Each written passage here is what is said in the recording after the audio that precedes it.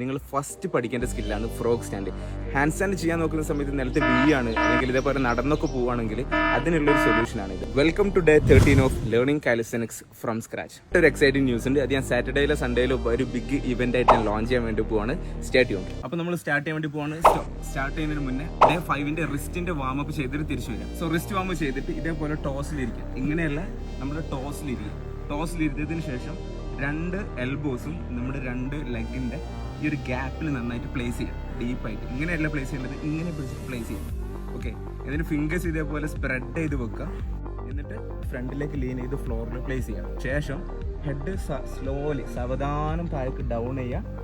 Down ചെയ്യുന്ന സമയത്ത് ഒരു ലെഗ് മെല്ലെ റേസ് ചെയ്യാൻ വേണ്ടി ശ്രമിക്കുക. എന്നിട്ട് മറ്റേ ലെഗ് കൊണ്ട് മെല്ലെ പോയിന്റ് ചെയ്ത് ഇങ്ങനെ ബാലൻസ് ചെയ്തിട്ട് ഫീൽ ദ ബാലൻസ്.